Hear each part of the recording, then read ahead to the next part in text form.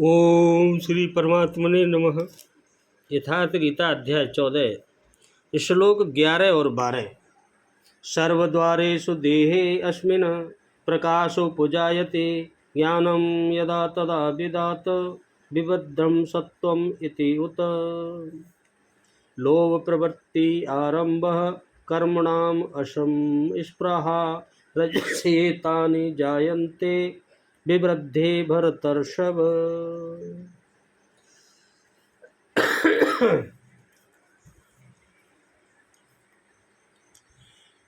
भगवान बोले, अर्जुन, जिस समय इस देह में तथा अंतःकरण और इंद्रियों में चेतनता और विवेक शक्ति उत्पन्न होती है, उस समय ऐसा जानना चाहिए कि सत्व गुण बढ़ रहा है, सत्व गुण बढ़ रहा है।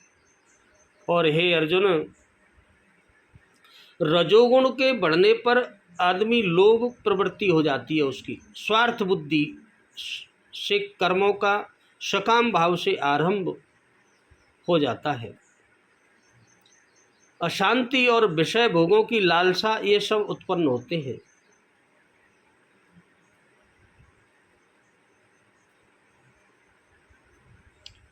भगवान कह रहे हैं अर्जुन से। और जिस काल में इस शरीर तथा अंतःकरण और संपूर्ण इंद्रियों में ईश्वरीय प्रकाश और बोध शक्ति उत्पन्न होती है, उस समय ऐसा समझना चाहिए, जानना चाहिए कि अब मेरे अंदर सत्व गुण की वृद्धि हो रही है, विशेष वृद्धि को प्राप्त हुआ है यह शरीर।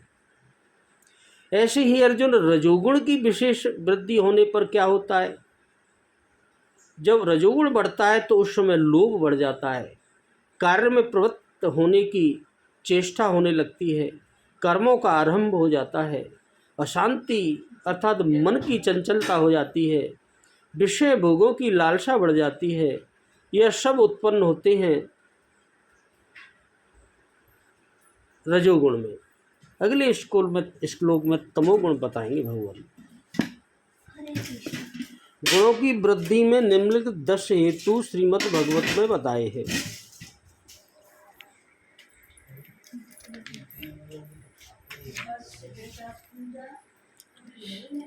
जैसे आगमोपः प्रजादेश काल कर्म च जन्म च ध्यानम मंत्रो अयम संस्कारोद्यसे ते गुणत्यव।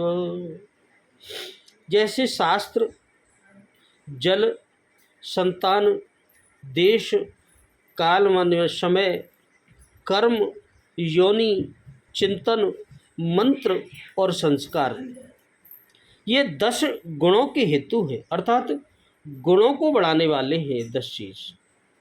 अभिप्राय यह है कि उपर्युक्त पदार्थ जिस गुण से युक्त होते हैं, उनका संग उसी गुण को बढ़ा देता है। गुणों को बढ़ाने वाले क्या क्या है? शास्त्र, जल, संतान, देश, काल, कर्म, योनि, चिंतन, मंत्र और संस्कार, ये 10 चीज गुण बढ़ाते हैं। और बढ़ाते कैसे हैं?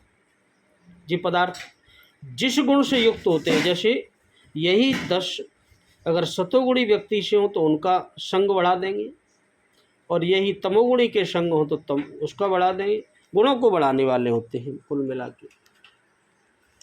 यहाँ यदा और तदा इन कालवाचक शब्दों को तथा विद्यात क्रिया के प्रयोग का क्या भाव है? विद्यात क्रिया का प्रयोग करके भगवान ने यह भाव दिखलाया है कि जिस समय इस श्लोक में बताए हुए लक्षणों का प्रादुर्भाव और उनकी वृद्धि हो, उस समय सत्व गुण की वृद्धि समझनी चाहिए। उस समय मनुष्य को सावधान होकर अपना मन भजन ध्यान में लगाने की चेष्टा करनी चाहिए। जब सतोगुण बढ़े तो अपना मन भजन में लगा दे, ध्यान करे प्रभु का, तभी सत्वगुण की प्रवृत्ति अधिक समय तक ठहर सकती है, नहीं तो थोड़ी देर आएगी और चली जाएगी। अन्यथा उसकी अवहेलना कर देने से शीघ्र ही तमोगुण या रजोगुण उसे दबाकर अपना कार्य आरंभ कर सकते हैं, वो भी साथ ही साथ चलते हैं। अगर मौका मिला तो तुरंत अपना काम रजोगुण और तमोगुण करने लगते हैं। देह के साथ अस्मिन पद का प्रयोग करने का क्या भाव है? अस्मिन पद का प्रयोग करके भगवान ने मनुष्य शरीर की विशेषता का प्रतिपादन किया। मनुष्य शरीर की विशेषता का प्रतिपादन किया। अभिप्राय है कि इस श्लोक में बतलाई हुई जो सत्वगुण की वृद्धि का अवसर मनुष्य शरीर में ही मिल सकता है और इसी शरीर में सत्वगुण की सहायता पाकर मनुष्य मुक्ति लाभ कर सकता है। दूसरी योनियों में ऐसा अधिकार नहीं है। केवल मनुष्य शरीर को ये अधिकार दिया है प्रभु ने कि इसको वृद्धि कर सकता है और किसी जीव को ये अधिकार नहीं है। शरीर, इंद्रिय और अंतःकरण में प्रकाश और ज्ञान का उत्पन्न होना क्या है? शरीर में चेतना, हल्कापन तथा इंद्रिय और अंतःकरण में निर्मलता और चेतना की अधिकता हो जाना ही प्रकाश का उत्पन्न होना है। एवं सत्य असत्य तथा कर्तव्य अकर्तव्य का निर्णय करने वाली जो विवेक शक्ति का जागृत हो जाना ज्ञान का उत्पन्न होना है। जिस समय प्रकाश और ज्ञान इन दोनों का प्रादुर्भाव होता है उस समय अपने आप ही संसार में वैराग्य होकर मन में उपरति और सुख शांति की बाढ़ सी आ जाती है तथा राग, द्वेष, दुख, शोक, चिंता, भय, चंचलता, निंद्रा, आलस्य और प्रमाद आदि का अभाव सा हो जाता है। इस प्रकार सत्य गुण की वृद्धि के लक्षणों का वर्णन करके अब रजोगुण की वृद्धि के लक्षण भगवान बताएंगे। फोन आ रहा, फोन ले गो मत रहेगो।